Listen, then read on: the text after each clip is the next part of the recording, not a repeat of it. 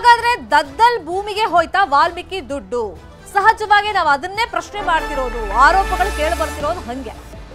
ಈ ನಿಗಮದಲ್ಲಿ ಅಕ್ರಮ ಬೆಳಕಿಗೆ ಬರೋದಕ್ಕೂ ಅವ್ರ ಭೂಮಿ ಖರೀದಿ ಮಾಡಿರೋದಕ್ಕೂ ದಿನಾಂಕಗಳು ತಾಳೆ ಆಗ್ತಾ ಇದೆ.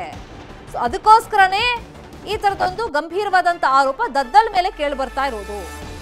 ಇದೇ ವರ್ಷ ಹಾಗಾದ್ರೆ ಭೂಮಿ ಖರೀದಿ ಯಾಕೆ ಮಾಡಿದ್ರು? ಅದು ವಾಲ್ಮೀಕಿ ಬೋರ್ಡ್ನ ಅಧ್ಯಕ್ಷರಾದ ಮೇಲೆ ಭೂಮಿ ಖರೀದಿ ಯಾಕೆ ಮಾಡಿದ್ರು? ಚಂದ್ರಶೇಖರನ್ ಡೆತ್ ನೋಟ್ ಅನ್ನ ಬರೆದಿಟ್ಟು ಆತ್ಮಹತ್ಯೆಯನ್ನ ಮಾಡ್ಕೊಳ್ತಾರೆ. 22ನೇ ತಾರೀಕು ದದ್ದಲ್ ಮಗನ ಹೆಸರಲ್ಲಿ ರಿಜಿಸ್ಟ್ರೇಷನ್ ಆಗಿರುತ್ತೆ. 26ನೇ ತಾರೀಕು ವಾಲ್ಮೀಕಿ ಬೋರ್ಡ್ನ ಅಧಿಕಾರಿ ಚಂದ್ರಶೇಖರನ್ ಸೂಸೈಡ್ ಅನ್ನ ಮಾಡ್ಕೊಂಡಿರ್ತಾರೆ. ಡೆತ್ ನೋಟ್ ಅಲ್ಲಿ ಅಧಿಕಾರಿಗಳ ಹೆಸರನ್ನ ಬರೆದಿರ್ತಾರೆ. ಜೊತೆಯಲ್ಲಿ ಹಣವನ್ನ ರಿಲೀಸ್ ಮಾಡೋಕೆ ತನ್ನ ಮೇಲೆ ಒತ್ತಡವನ್ನ ಹೇರಲಾಗ್ತಾ ಇದೆ, ನಿಗಮದಲ್ಲಿ ಹಣವನ್ನ ರಿಲೀಸ್ ಮಾಡು ಅಂತ ಹೇಳಿ. ಸೊ ಇದರಿಂದ ನಾನು ಆತ್ಮಹತ್ಯೆ ಮಾಡ್ಕೊಳ್ತಾ ಇದ್ದೀನಿ ಅಂತ ಹೇಳಿ ಅವರು ಬರೆದಿಟ್ಟು ಆತ್ಮಹತ್ಯೆನ ಮಾಡ್ಕೊಂಡಿರ್ತಾರೆ. ನೋಡಿ, ಆ ಡೇಟ್ಗಳನ್ನ ತೋರಿಸ್ತಾ ಇದ್ದೀವಿ. ಚಂದ್ರಶೇಖರನ್ ಆತ್ಮಹತ್ಯೆ ಮಾಡ್ಕೊಂಡಿದ್ದು 26ನೇ ತಾರೀಕಾದ್ರೆ ಅದಕ್ಕೂ ಮುಂಚಿತವಾಗಿ ದದ್ದಲ್ ಮಗನ ಹೆಸರಲ್ಲಿ ಭೂಮಿಯನ್ನ ಖರೀದಿ ಮಾಡಿರ್ತಾರೆ, ಅದು 22ನೇ ತಾರೀಕು. ಸೊ ಇದೇ ಮ್ಯಾಚ್ ಆಗ್ತಿರುವಂತ ಡೇಟ್ಗಳು. ಹಾಗಾಗಿ ಅನುಮಾನಗಳು ಹೆಚ್ಚಾಗ್ತಿರೋದು ಇದೇ ವಾಲ್ಮೀಕಿ ನಿಗಮದ ದುಡ್ಡಿನಲ್ಲಿ ಅಕ್ರಮವಾಗಿ ಹಣವನ್ನ ವರ್ಗಾವಣೆ ಮಾಡಿಕೊಂಡು ಅದೇ ದುಡ್ಡಲ್ಲಿ ದದ್ದಲ್ ಭೂಮಿಯನ್ನ ಖರೀದಿ ಮಾಡಿದ್ರಾ ಅಂತ ಅನುಮಾನಗಳು ವ್ಯಕ್ತವಾಗ್ತಾ ಇದೆ.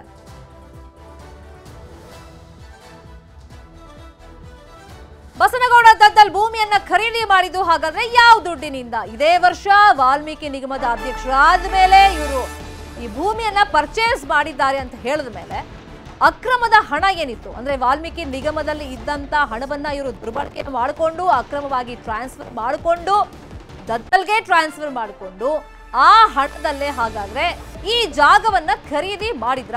ದದ್ದಲ್ ಭೂಮಿ ಖರೀದಿ ಬಗ್ಗೆ ಜೆಡಿಎಸ್ ಜಿಲ್ಲಾಧ್ಯಕ್ಷರು ಆರೋಪವನ್ನು ಮಾಡಿದ್ದಾರೆ. ರಾಯಚೂರು ಜೆಡಿಎಸ್ ಜಿಲ್ಲಾಧ್ಯಕ್ಷ ವಿರೂಪಾಕ್ಷಿ ಅವರು ಈ ಬಗ್ಗೆ ಗಂಭೀರವಾದಂತ ಆರೋಪವನ್ನ ಮಾಡಿದ್ದಾರೆ. ಭೂಮಿ ಖರೀದಿ ಬಗ್ಗೆ ತನಿಖೆ ಆಗಬೇಕು ಅಂತ ಹೇಳಿ ಒತ್ತಡವನ್ನ ಹಾಕ್ತಾ ಇದ್ದಾರೆ. ಆ ನಿಗಮದ ಅಧ್ಯಕ್ಷರಾಗಿರ್ತಕ್ಕಂಥ ಬಸನಗೌಡ ದದ್ದಲ್ ಮತ್ತು ಮಂತ್ರಿಗಳಾಗಿರ್ತಕ್ಕಂಥ ಬಿ ನಾಗೇಂದ್ರ ಅವರ ನೇರ ಸಮ್ಮುಖದಲ್ಲಿ ಆಗಿರ್ತಕ್ಕಂಥ ಭ್ರಷ್ಟಾಚಾರ ಅಂತಕ್ಕಂಥದ್ದನ್ನು ನಾನು ಆರೋಪ ಮಾಡಿದೆ. ಆರೋಪ ಮಾಡಿದ ತಕ್ಷಣ ನಿಗಮದ ಅಧ್ಯಕ್ಷರು ಇದಕ್ಕೆ ನನಗೆ ಸಂಬಂಧನೇ ಇಲ್ಲ ಅನ್ನೋ ಮಟ್ಟಿಗೆ ಹಾರಿಕೆ ಉತ್ತರ ಕೊಟ್ಟರು. ನಂತರ ನಾನು ಮತ್ತೆ ಇಡೀ ದಾಖಲೆಗಳನ್ನು ಇಟ್ಟುಕೊಂಡು ಎಲ್ಲಿಂದ ಯೂನಿಯನ್ ಬ್ಯಾಂಕ್ಲಿಂದ ಬೆಂಗಳೂರಿನಿಂದ RBL ಬ್ಯಾಂಕಿಗೆ ಯಾವ ರೀತಿಯಲ್ಲಿ ಟ್ರಾನ್ಸ್ಫರ್ ಆಯಿತು, ಅಲ್ಲಿಂದ ಬಳ್ಳಾರಿಯ ಹಲವಾರು ಕಂಪನಿಗಳಿಗೆ ಯಾವ ರೀತಿಯಲ್ಲಿ ಟ್ರಾನ್ಸ್ಫರ್ ಆಯಿತು, ಜೊತೆಯಲ್ಲಿ ಬ್ರಾಂಡಿ ಶಾಪ್ನ ಮಾಲೀಕರು ಜ್ಯುವೆಲ್ಲರ್ ಶಾಪ್ನ ಮಾಲೀಕರಿಗೆ ಅಕೌಂಟ್ಗಳಿಗೆ ಯಾವ ರೀತಿಯಲ್ಲಿ ಹೋಯ್ತು ಅಂತಕ್ಕಂಥ ವಿಸ್ತೃತವಾದಂಥ ವರದಿಯನ್ನು ಕೊಟ್ಟ ನಂತರ ನಮ್ಮ ಪಕ್ಷದ ಮುಖಂಡರ ಜೊತೆಯಲ್ಲಿ ನಮ್ಮ ಹೈಕಮಾಂಡ್ ಜೊತೆಯಲ್ಲಿ ಒತ್ತಡ ಮಾಡಿ ಸರ್ಕಾರದ ಮತ್ತು ಕೇಂದ್ರ ಸರ್ಕಾರದ ಒತ್ತಡ ಮಾಡಿ CBI ತನಿಖೆ ಮಾಡಿಸ್ಬೇಕು ಅಂತಕ್ಕಂಥ ಒತ್ತಡವನ್ನು ನಾವು ಮಾಡಿದ್ವಿ. ನಮ್ಮ ಹೋರಾಟಕ್ಕೆ ಸ್ಪಂದನ ಆಗಿ ಇಡೀ ರಾಜ್ಯದಲ್ಲಿ ಇವತ್ತು ವಾಲ್ಮೀಕಿ ನಿಗಮದ ಹಣ ದುರುಪಯೋಗ ಆಗಿರ್ತಕ್ಕಂಥ ಎಲ್ಲ ಅಪರಾಧಿಗಳು ಇವತ್ತು ಸಿಕ್ಕಿಬಿದ್ದಿರ್ತಕ್ಕಂಥದ್ದು ನೋಡ್ತಾ ಇದ್ದೀವಿ. ಈ ನಿಟ್ಟಿನಲ್ಲಿ ಇವತ್ತು ED ಜಾರಿ ನಿರ್ದೇಶನಾಲಯ ಕಳೆದ 2 ದಿನಗಳಿಂದ ಬಿ ನಾಗೇಂದ್ರ ಮತ್ತು ದದ್ದಲ್ ಬಸನಗೌಡರ ಮನೆ, ಕಚೇರಿ, ಆಪ್ತರ ಕಚೇರಿ, ಆಪ್ತರ ಮನೆಗಳು ಅವರನ್ನು ಮಾಡಿ ಸುಮಾರು ಟನ್ಗಟ್ಟಲೆ ದಾಖಲೆಗಳನ್ನು ಅವರು ಕಬ್ಜಾ ಮಾಡಿದರೆ, ಸ್ವಾಧೀನಪಡಿಸ್ಕೊಂಡಿರೋಂತಕ್ಕಂಥದ್ದನ್ನು ನಾವು ನೋಡ್ತಾ ಇದ್ವಿ TV ಮಾಧ್ಯಮಗಳಲ್ಲಿ. ಹೀಗಾಗಿ ಪರಿಶಿಷ್ಟರ ಕಲ್ಯಾಣಕ್ಕಾಗಿರ್ತಕ್ಕಂಥ ಹಣವನ್ನು ಯಾರೇ ತಿಂದರೂ ಕೂಡ ಮುಖ್ಯಮಂತ್ರಿಯಿಂದ ಹಿಡ್ಕೊಂಡು ಉಪಮುಖ್ಯಮಂತ್ರಿ ಕೂಡ ಇದರಲ್ಲಿ ಭಾಗಿಯಾಗಿದ್ದಾರೆ. ಈ ಕಾರಣಕ್ಕಾಗಿ ನಾವು ಕೇಂದ್ರ ಸರ್ಕಾರ ಮತ್ತು ED CBIಗೆ ನಾವು ಮನವಿಯನ್ನು ಮಾಡಿಕೊಳ್ತಾ ಇದ್ದೀವಿ. ನಮ್ಮ ಕಲ್ಯಾಣಕ್ಕಾಗಿರ್ತಕ್ಕಂಥ ಹಣವನ್ನು ವಾಲ್ಮೀಕಿ ನಿಗಮದ ಅಧ್ಯಕ್ಷರಾಗ್ತಾ ಇದ್ದಂಗೆ ಭೂಮಿ ಖರೀದಿ ಮಾಡಿರೋದಕ್ಕೆ ಹಣ ಎಲ್ಲಿಂದ ಬಂತು? ಈ ಭೂಮಿ ಖರೀದಿಸಿದ ದುಡ್ಡಿಗೆ ಲೆಕ್ಕವನ್ನ ಕೊಡ್ತಾರ ದದ್ದಲ್ ನೋಡ್ಬೇಕಾಗುತ್ತೆ. ED ಲೆಕ್ಕ ಕೇಳಿದ್ರೆ ದಾಖಲೆಯನ್ನ ಸಲ್ಲಿಕೆ ಮಾಡ್ತಾರ ದದ್ದಲ್? ಪ್ರಮುಖವಾಗಿ ವಿರೂಪಾಕ್ಷಿ ಅವರು ಆರೋಪ ಮಾಡಿ ನಾವು ನೋಡಿದ್ವಿ. ಇದೇ ವರ್ಷ ಈ ಅಕ್ರಮ ಹೊರಗಡೆ ಬಂದಿದ್ದು 26ನೇ ತಾರೀಕು ಚಂದ್ರಶೇಖರನ್ ಸೂಸೈಡ್ ಇಂದಾಗಿ. ಆದ್ರೆ 22ನೇ ತಾರೀಕೆ ಇವರು ಭೂಮಿಯನ್ನ ರಿಜಿಸ್ಟ್ರೇಷನ್ ಮಾಡ್ಕೊಂಡಿದ್ದಾರೆ ಅಂತ ಹೇಳಿದ ಮೇಲೆ ಸಹಜವಾಗಿ ಈ ನಿಗಮದ ಹಣದಿಂದಾನೇ ಇವರು ಅಕ್ರಮವಾಗಿ ಹಣವನ್ನ ಟ್ರಾನ್ಸ್ಫರ್ ಮಾಡಿಕೊಂಡು ಈ ಜಮೀನನ್ನ ಖರೀದಿ ಮಾಡಿದ್ದಾರಾ?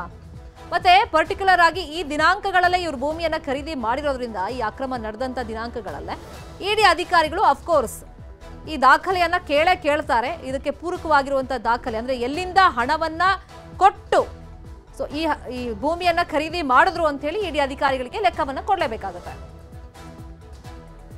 ಇದೇ ವಿಚಾರವಾಗಿ ಇನ್ನಷ್ಟು ಡೀಟೇಲ್ ಆಗಿ ಇನ್ಫಾರ್ಮೇಶನ್ ಅನ್ನು ಕೊಡೋದಕ್ಕೆ ಫೋನ್ ಸಂಪರ್ಕದಲ್ಲಿ ಕನೆಕ್ಟೆಡ್ ಇದ್ದಾರೆ ನಮ್ಮ ರಿಪೋರ್ಟರ್ ವಿಶ್ವನಾಥ್. ನಿನ್ನೆಯಿಂದ ನಿರಂತರವಾಗಿ ನ್ಯೂಸ್ 18 ನಲ್ಲಿ ಈ ಸುದ್ದಿಯನ್ನ ನಾವು ಪ್ರಸಾರ ಮಾಡ್ತಲೇ ಇದೀವಿ. ಆ ಭಾಗದ ಜನಪ್ರತಿನಿಧಿಗಳು ಏನ್ ಹೇಳ್ತಾರೆ, ಯಾಕಂದ್ರೆ ವಿರೂಪಾಕ್ಷಿ ಅವರು ಎಸ್ಪೆಷಲಿ ಇದ್ರ ಬಗ್ಗೆ ದನಿಯನ್ನ ಎತ್ತಿದ್ರು. ಈಗ ಇಡಿ ಅಧಿಕಾರಿಗಳು ದಾಖಲೆ ಕೇಳಿದ್ರೆ ದದ್ದಲ್ ಸಲ್ಲಿಕೆ ಮಾಡಲೇಬೇಕಾಗುತ್ತೆ. ಹಾಗಾಗಿ ಈ ಜಮೀನಿನ ಬಗ್ಗೆ ಆ ಭಾಗದಲ್ಲಿ ಯಾವ ತರ ಚರ್ಚೆಗಳು ನಡೀತಾ ಇದೆ ವಿಶ್ವನಾಥ್? ಖಂಡಿತವಾಗಿಯೂ ನವಿತಾ, ರಾಯಚೂರು ಗ್ರಾಮಾಂತರ ಶಾಸಕರು ಮತ್ತು ವಾಲ್ಮೀಕಿ ಅಭಿವೃದ್ಧಿ ನಿಗಮದ ಅಧ್ಯಕ್ಷರು ಆಗಿರುವಂತಹ ಬಸನಗೌಡ ದದ್ದಲ್ ಅವರು ತಾವು ಅಧಿಕಾರ ವಹಿಸಿಕೊಂಡ ನಂತರ, ನಿಗಮದ ಅಧ್ಯಕ್ಷರಾಗಿ ಅಧಿಕಾರ ವಹಿಸಿಕೊಂಡ ಬಳಿಕ ಈ ಒಂದು ಭೂಮಿಯನ್ನ 4 ಎಕರೆ 31 ಗುಂಟೆ ಭೂಮಿಯನ್ನ ಖರೀದಿ ಮಾಡಿದ್ದರ ಹಿಂದೆ ಎಲ್ಲೋ ಒಂದು ಕಡೆ ಆ ಭ್ರಷ್ಟಾಚಾರದ ಹಣ ಇಲ್ಲಿ ಬಳಕೆಯಾಗಿದೆಯಾ ಎನ್ನುವಂತಹ ಚರ್ಚೆಗಳು ಈಗ ರಾಯಚೂರು ಜಿಲ್ಲೆಯಾದ್ಯಂತ ಜೋರಾಗಿದ್ದಾವೆ ನವಿತಾ. ಅದರಲ್ಲೂ ಮುಖ್ಯವಾಗಿ ಈಗ 4 ಎಕರೆ 31 ಗುಂಟೆ ಜಮೀನಿಗೆ ಸಂಬಂಧಪಟ್ಟಂತೆ ಹೇಳುವುದಾದ್ರೆ ಈ ರೀತಿಯಾದಂತಹ ಅನೇಕ ಜಮೀನುಗಳು ಇಲ್ಲಿ ಖರೀದಿಯಾಗಿದ್ದಾವೆ. ಕೇವಲ ಬಸನಗೌಡ ದದ್ದಲ್ ಅವರ ಮಾತ್ರ ಅಲ್ಲ, ಅನೇಕ ರಾಜಕಾರಣಿಗಳು ಕೂಡ ಈ ಒಂದು ಭೂಮಿಗಳನ್ನ ಖರೀದಿ ಮಾಡಿದ್ದಾರೆ. ಅದರಲ್ಲಿ ಬಸನಗೌಡ ದದ್ದಲ್ ಒಬ್ಬರು. ಹಾಗಾಗಿ ಈ ಒಂದು ಭೂಮಿ ಏನಿದೆ 4 ಎಕರೆ 31 ಗುಂಟೆ ರಾಯಚೂರು ಜಿಲ್ಲೆಯ ಸಿರವಾರ ತಾಲೂಕಿನ ಗಣದಿನಿ ಎನ್ನುವಂತಹ ಗ್ರಾಮದಲ್ಲಿ ಏನು ಖರೀದಿಯಾಗಿದೆ, ಈ ಖರೀದಿಯಾದಂತಹ ಜಮೀನಿಗೆ ಕೋಟ್ಯಾಂತರ ರೂಪಾಯಿ ಹಣವನ್ನ ಇವತ್ತು ಇವರು ಸಂದಾಯ ಮಾಡಿದ್ದಾರೆ. ಅದು ತ್ರಿಶೂಲ್ ನಾಯಕ್ ಎನ್ನುವಂತಹ ಇವರ ಮಗ ಏನಿದ್ದಾರೆ, ಇವರ ಮಗ ವೃತ್ತಿಯಲ್ಲಿ ವೈದ್ಯರು, ಅವರ ಒಂದು ಹೆಸರಿನಲ್ಲಿ ಈ ಒಂದು ಜಮೀನನ್ನ ಖರೀದಿ ಮಾಡಿಸಿ ಮತ್ತು ಎನ್ಎ ಮಾಡಿಸೋದಕ್ಕೆ ದದ್ದಲ್ ಅವರು ಮುಂದಾಗಿದ್ರು ನವಿತಾ. ಹಾಗಾಗಿ ಇದು ಸಾಕಷ್ಟು ಅನುಮಾನಗಳಿಗೆ ಎಡೆ ಮಾಡಿಕೊಟ್ಟಿರ್ತಕ್ಕಂಥದ್ದು. ಇದೇ ವಿಚಾರವಾಗಿಯೇ ಇವತ್ತು ಕೇವಲ ಸಿರವಾರ ತಾಲೂಕಿನ ಗಣದಿನಿಯಲ್ಲಿ ಖರೀದಿಯಾದಂತಹ 4 ಎಕರೆ 31 ಗುಂಟೆ ಜಮೀನು ಮಾತ್ರನಾ, ಅಥವಾ ದದ್ದಲ್ ಅವರು ಇನ್ನೂ ಬೇರೆ ಬೇರೆ ರೀತಿಯಾದಂತಹ ಜಮೀನುಗಳನ್ನ ಖರೀದಿ ಮಾಡಿದ್ದಾರಾ ಎನ್ನುವಂತಹ ಪ್ರಶ್ನೆಯನ್ನೇ ಇವತ್ತು ಇಡಿ ಅಧಿಕಾರಿಗಳು 3 ದಿನಗಳ ಕಾಲ ರಾಯಚೂರಿನಲ್ಲಿ ತಂಗಿದ್ದು ತಲಾಶ್ ನಡೆಸಿದ್ದಾರೆ ಎನ್ನುವಂತಹ ಮಾಹಿತಿ ಕೂಡ ನಮಗೆ ಲಭ್ಯವಾಗಿದೆ ನವಿತಾ.